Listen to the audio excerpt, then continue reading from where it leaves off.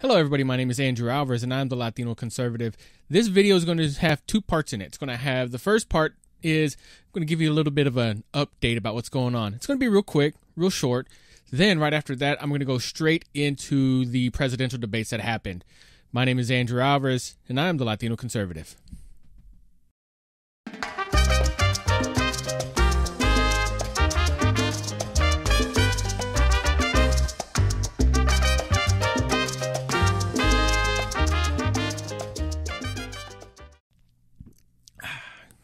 You know me, I love coffee. So I feel like I need to say this because from my last full video that wasn't an interview, I gained almost 300 subscriptions. What that does for me is that took me all the way from 200 to almost 500. That's a lot. That is a lot for me. So I do want to say thank you very much from the bottom of my heart. So if you're just following me, people who have followed me for a little bit, and I've been doing this for about a year, and the ball is starting to finally start rolling. So if you just started following me, I was running for Congress. I was going to run for Congress in 2022, not these elections, but the next ones. And I decided to halt that. I needed to learn the process more. You know, I can't just go in, and I don't want to go in and just say, I want to be your representative, even though I don't know what you want. But I'm going to be your representative. That's not me. I am conservative, hence the whole Latino conservative. But I am what I describe as being fiscally conservative, yet socially moderate, maybe even socially liberal just a little bit. I live in Alvin, Texas, or just outside of Alvin, Texas. I just moved here from Katy, Texas. Yes, I'm a Texas guy. I love Texas. I travel the country as a full-time job. What you're looking at back here is my home. I actually just moved into an RV, and I'm going to be here for a little while until I finish building my house. That's the plan. I'm going to be here in Alvin. But aside from running from Congress, I chose to step away from that so I can do something more locally first. Learn the process. Learn the people who I'm going to be representing. That kind of thing. And I really appreciate all the likes and shares and everything that I've been getting recently. I started doing these little mini-sodes, which are a minute long or shorter. It's just something that YouTube has on there for short videos. They have minute long or shorter videos. And I've started doing those. And since then, I've had a lot of great feedback. I really appreciate all that. I mean, heck, I'm almost to 500 now. I remember when I first started, I was struggling to get 10. Then all of a sudden, 10 turned into 20, 20 into 40, 40 into 80. Everything is gravy. You know the part. If you're from Texas, you know that part. So I really do appreciate everyone who's been putting the word out there. I still want to be your voice. And no matter if you're conservative or if you're liberal, social, however you want to describe it, I still want to be your voice. I still want to represent you. But I'm just going to wait for a little bit longer to do that officially on the federal level. I'm going to do it on the local level. Because in 2022, I'm not going to run for Congress. I'm going to run for something more local, thinking maybe city council, county commissioner, something like that. City council is voluntary here in Alvin, and I'm okay with that. I am totally okay with that because at that point in time, I get to start learning the people that I want to represent, that I say I want to represent. I'm from Victoria, Texas. I know those people. I could go back and move to Victoria and basically take Congress. If I really, really wanted to, I could do that. It's not my goal because my kids live closer to me here. I don't want to make that essentially 6-hour drive, which is 3 there and 3 back when I wanted to come see them. They live close here. They're going to be here for a while, so I'm going to be here for a while. And I really like Alvin. It's not too big, not too small. And when I very first pulled up, I saw Trump flags. And I knew I was home because when I was living in Katy, I got called a racist for putting up an American flag. Yeah, think about that. I got called racist for putting up an American flag. I've been accused of being racist. I've been accused of being white supremacist. I've been called coconut. It's nothing new because I am the guy that will stand up for myself and for what I believe in, and really and truly for what the majority believes in, because that's what I feel is right. There are what I call the loud few, which they have rights too. I'm not discounting their rights at all by any means, but those are the people that will make the most noise and will be more willing to call somebody out of their name, be more willing to insult somebody, be more willing to use derogatories towards somebody. And in all honesty, the people that accuse me of being racist are generally the racist ones. But anyway, I digress a little bit. I'm here for you. I'm here to make my voice, your voice, my voice, just so everyone has their equal representation. I do believe in social equality. I believe it should be done. I don't believe we should have any sort of legislation that says that we have to be socially equal. We shouldn't have to have that. It shouldn't be a thing, but we do. And it is an absolute necessity right now. I believe that while there's not systemic racism, there is racism. Racism isn't being taught. Now, it might be inherited. I will say that. Inherited and taught at the education and at the federal level, the system level, two different things. I believe we are a product of our own choices. I grew up in a not so well-to-do off family. My dad was, he told me stories about when he was picking cotton. A Mexican guy picking cotton. Yeah, that's right. We picked cotton too. And for entertainment, their way to entertain themselves, they would go out and play with the snakes. The copperheads and the water moccasins that would go into the irrigation channels. And they'd go play with them. He would tell me stories about how his mom would sweep the floor, the dirt floor. Yeah, go think about that. And you know what? That wasn't in Mexico. That was not in Mexico. My dad was born in Guadalupe, Texas, which is about 15 minutes from Victoria, Texas. If you don't know where Victoria, Texas is, it is about 3 hours south of Houston. It's right between Houston's here. You got Corpus Christi here.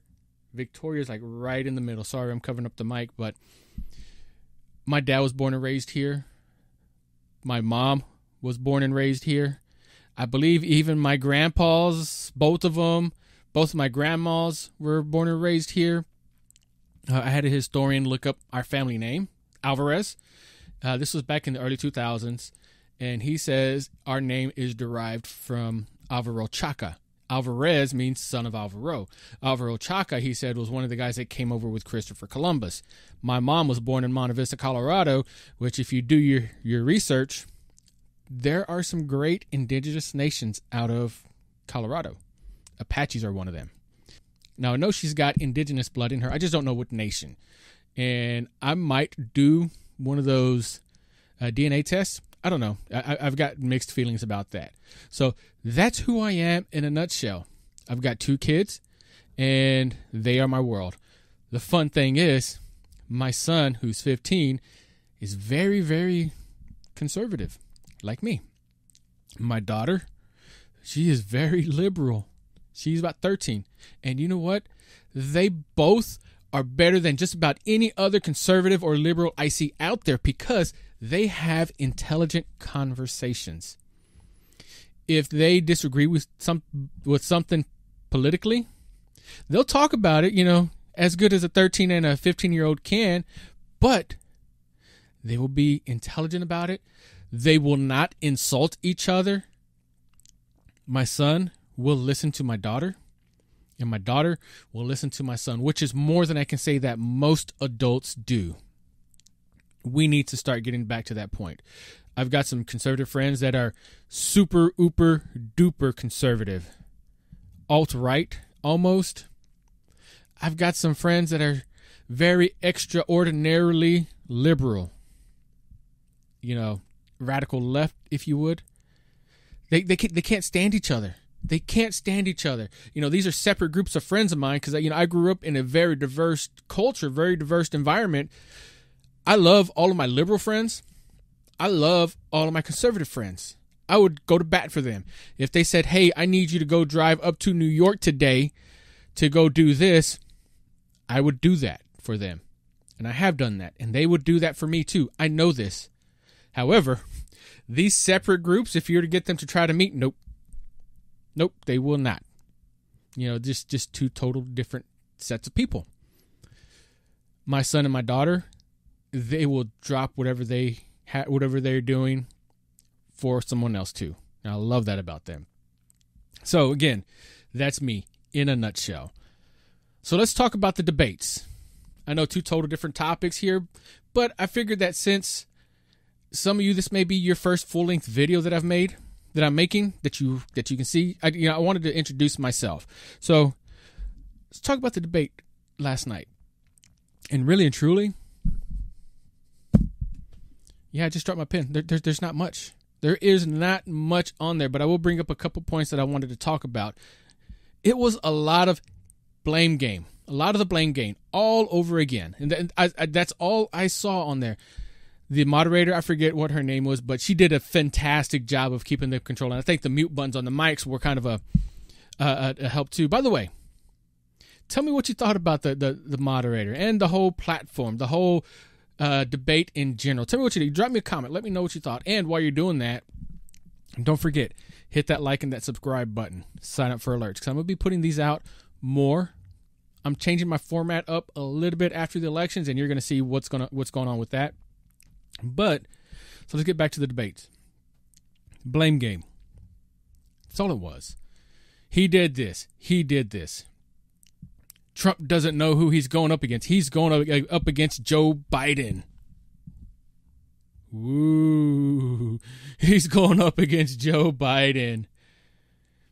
What have you done? Now, Trump kept harping on the point, what have you done in the last 8 years? Why didn't you do that in 8 years that you were vice president? What have you done in the 47 years that you were there? You won elections. I know that. But what have you actually done? You sponsored and signed on to a couple bills here and there, but what have you done? I don't know. I do not know. But I do know that you're blaming Trump for the coronavirus, even though it came from China. You've blamed him. You're on record as saying that he is a xenophobe for closing China down, for not bringing them over, not letting them come over on planes or whatnot. But at the same time, if he didn't do it, then where would we be? Might have more deaths. Now, that's a whole different topic, the actual numbers. Did you die with COVID or did you die because of COVID? That's a whole different topic there. So there was a lot of the blame game happening, and it just gets old. I wanted to change the channel. But being that I'm trying to do what I do, I had to watch it. You know how that goes. Other things. Joe Biden made a quote when it comes to criminal justice reform, and I'm going to say part of that quote. That's why we're offering $20 million to states. Time out right there. That's why we're offering $20 million to states. What happens when you start offering $20 million to states? They start being required to do what you say. They're held accountable to the federal government. That may be great for if you have the same policies that California has, but you've heard the statement, don't California my Texas. California and Texas are two total different states. People are leaving California to come to Texas. And people that I know personally have sold their 2-bedroom little small house for $350,000, bought a big, huge 6-bedroom, 2-story, 3-bath house on the water with some land and had $25,000 to spare. They hate it in California. The only people that like it there are the socialists, are the people that want the free stuff, not the people that have to work for the stuff. If you're to put a policy into effect where you're giving a state some money, that state is going to have to do something for you, for the government. And it's just not the way it works. Each state, it's its own state. Texas knows Texas. Louisiana knows Louisiana. Two states that are way different from each other. I know because I've lived in both states. I didn't like it in Louisiana, so I moved back to Texas. But two states that are totally different from each other. Let them govern themselves. That's why we're the United States. We're not China. We're not a socialist country of China. We're the United States.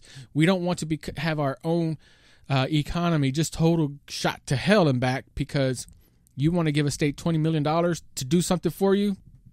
No, that's not us. Another thing that Biden did was, again, he denied that he said he was going to ban fracking.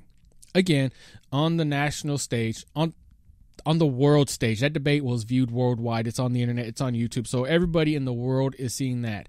What they're also seeing are clips of you saying that you're going to ban fracking. Here's a clip, in fact. I am not banning fracking. Let me say that again. I am not banning fracking, no matter how many times Donald Trump lies about me. Like, what about, say, stopping fracking and stopping new pipe? I am not banning fracking, no matter how many times Donald Trump lies about me. There's no question I'm in favor of banning fracking. I am not banning fracking, no matter how many times Donald Trump lies about me. No new fracking. No matter how many times Donald Trump lies about me. We are going to get rid of fossil fuels. No matter how many times Donald Trump lies about me.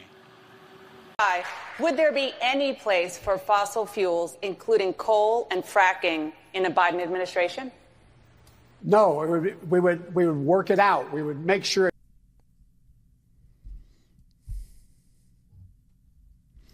And in fact, the clip in the debate, if you watch it again, you'll notice Trump goes in and says, well, Biden will say something along the lines of, I did not say that. Go find that tape. Put it on your website. Trump kind of, put it on the website. Does that number. My goodness. I'm still waiting for it to come on the website, but that's one of those, gangster moments. The dude comes up with the glasses and the token thing, whatever. I don't want to say it out on loud because of YouTube. I might get banned.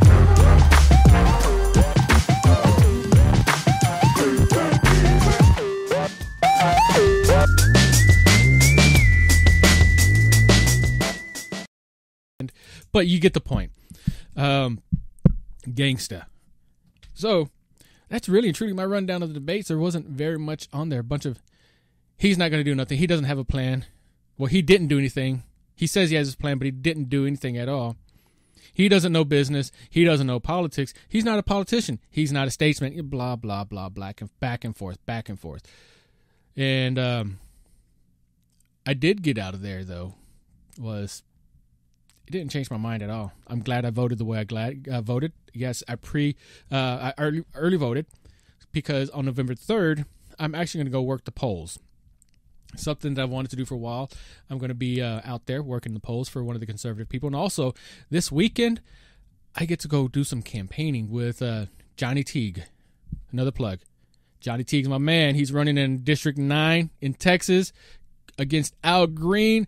Man, this guy, just talking with him one time. That's all it took. One time. I knew this guy is a great guy. Even before that, we'd exchange some messages back and forth on Facebook. This dude's phenomenal, though. So I'm going to go out door knocking with him. Something that I would have liked to do earlier. But yeah, I get to go do that. Spend the day with him on Saturday talking to people. He's door knocked over 60,000 doors. That's a lot. That's a hustle. That's grassroots right there. He's not spending millions of dollars, through big donor funds. He's not spending PAC money. He's not spending corporate money. He is out there talking to these people individually, trying to win their vote, trying to win their representation. And he brought up a good thing about term limits. He says that he's going to, one of the first things he does is going to be term limits because Al Green has been in there for 16 years. And what has he done? He hasn't done much either, other than try to impeach a president, but that's it. So I get to go do that Saturday. If you haven't decided to vote yet, go check out the debates. You can just do a YouTube search on the debates. You'll see it there. See if that changes your mind at all. If not, go check out Joe Jorgensen.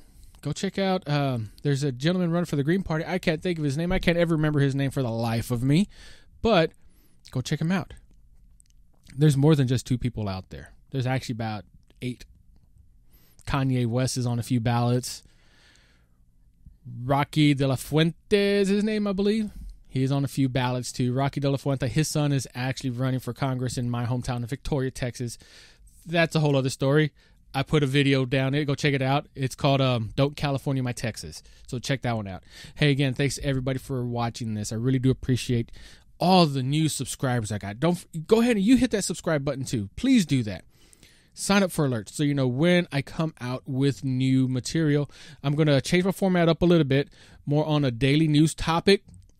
Then I'm going to do a weekend review on the end of the weeks. But I'm also going to take requests. If leave me a comment, something that you want my opinion on it, and I will make a video on that, or I'll make a podcast or something. I'll let you know. I'll give you some feedback on that. Sorry, I just hit the mic, but I'm kind of moving my hands around over here. But until then, thanks again for watching. My name is Andrew Alvarez, and I'm the Latino Conservative.